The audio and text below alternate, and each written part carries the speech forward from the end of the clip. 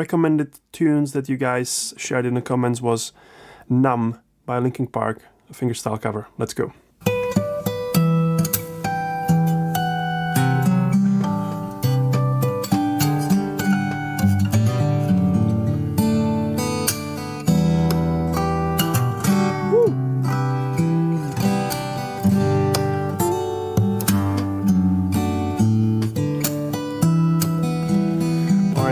Mind-blowing. Whew.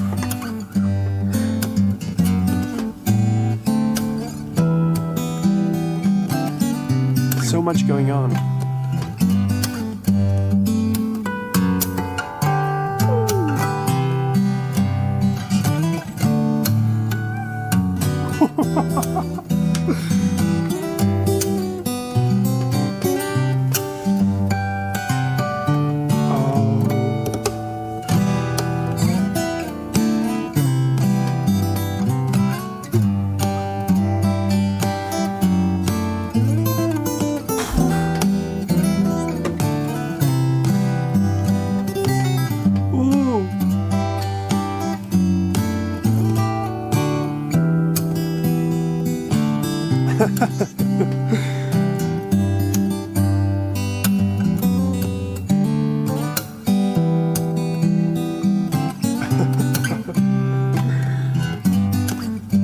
Wow.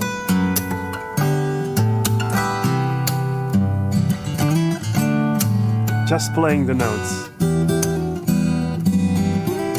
It's really funny the maths behind him.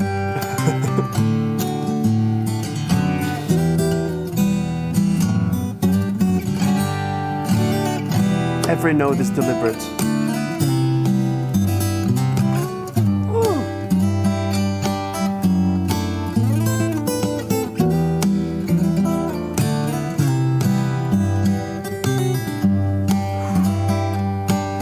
Stopping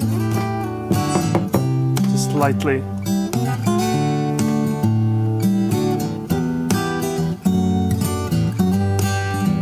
It sounds like 3 guitars.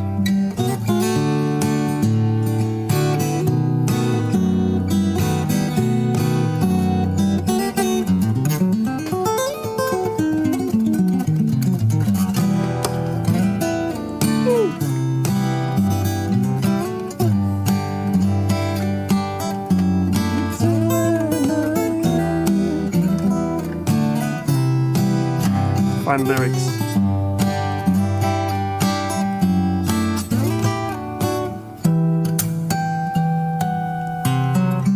Ooh, the harmonics.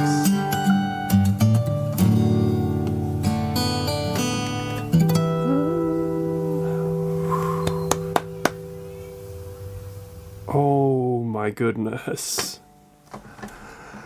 Guys. This is very special for me for several reasons. First of all, this throws me back into the 90s or 2000s where I was growing up and was listening to Linkin Park and enjoying this song. It throws me back. I'm hearing the full sound of the band. His guitar playing is heavenly. I don't know other way of describing it. There's so much happening and every little thing has its place, has its purpose. There's no note is like extra. No note is that it's not supposed to be there. You know how sometimes we talk about great storytelling or great script writers for movies. Every little piece of the narrative is in that movie for a reason or in the story for a reason. So even if the main character does something random at the start, it somehow plays into the overarching narrative at the end. And this is exactly the example of it in music. He plays the same melody, which is pretty simple and straightforward, but he dresses it in all sorts of different chords and colors and rhythmical elements that the guitar allows him to do. Just absolutely beautiful.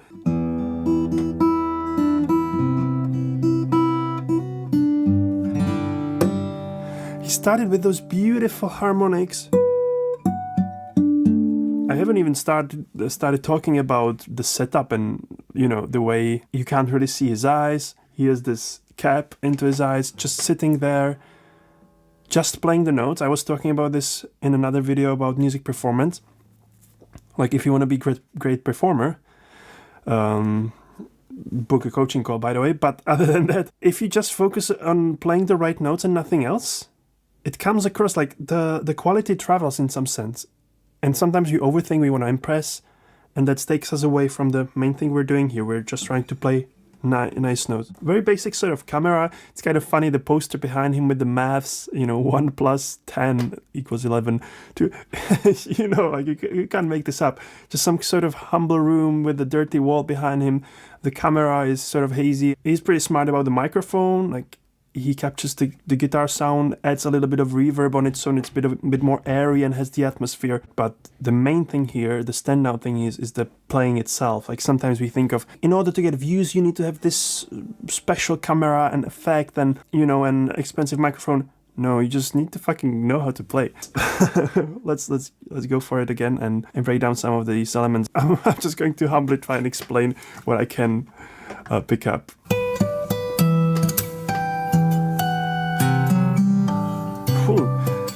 Even here, the combination of the harmonics and normal strings.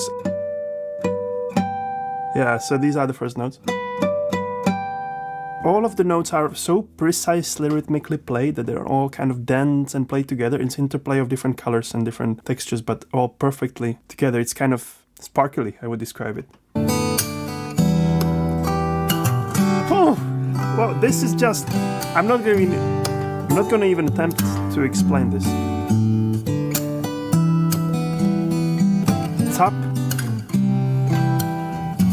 Yeah, so this I can break it down for you. So the way harmonic notes, these little mysterious notes, work on the guitar is that you basically just lightly touch the string 12 frets above the note you want to play. But it doesn't only work on open strings. You can also like play a chord like here and then extend your finger and like just lightly touch the string and then play it behind it with the pick or your finger like this. And so I think that's what he did here. He like kind of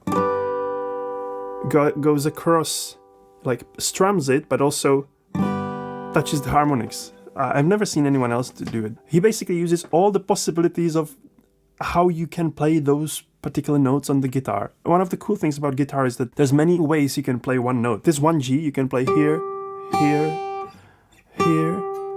all sorts of places. He uses that to his advantage. On the piano you can do such cool things.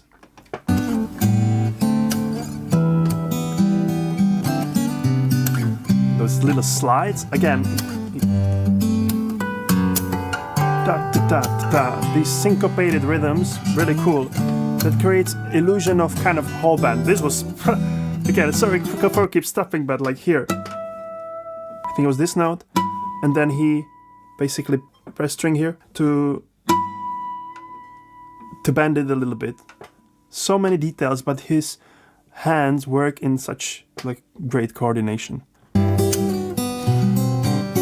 Now he's playing the main melody in a harmony. The percussive bit there.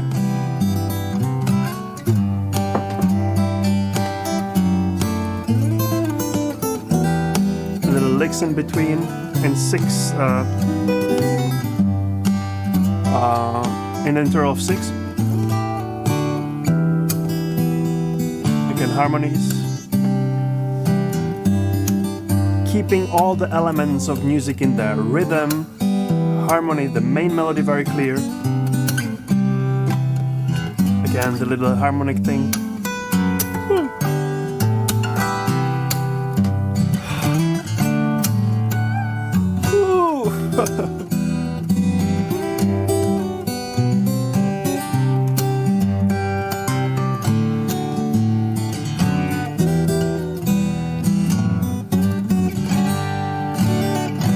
Just to give you a quick music lesson here.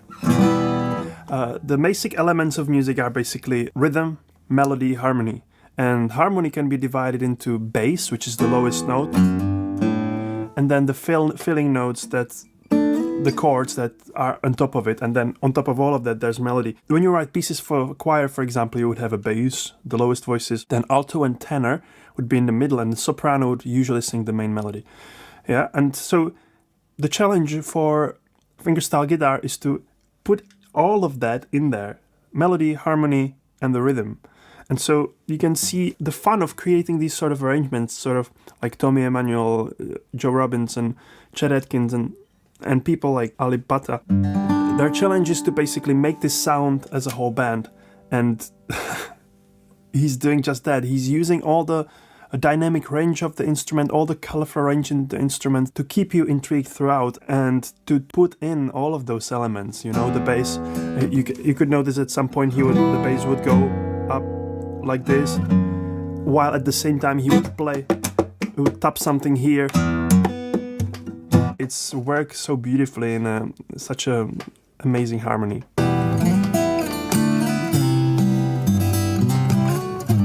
You see, you can kind of break it down in your ears. Like this is the bass, and then the melody takes over for a while.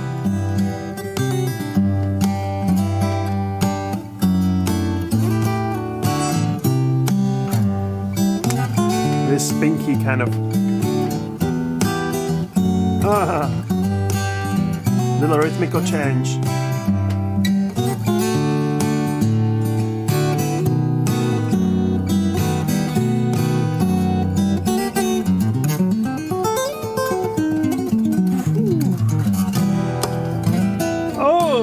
Beautiful, beautiful. Let's listen to this again. The most replayed, of course it would be, right?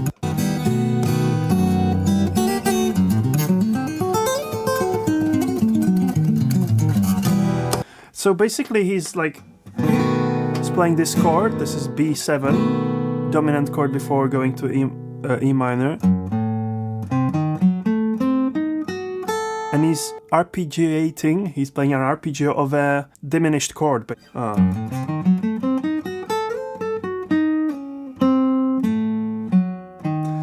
And plays around with that. The cool thing about the diminished chord is that you can... It's basically just interval of minor third going all up. So you can kind of move it minor third, 3 frets up or down, and keep the same color.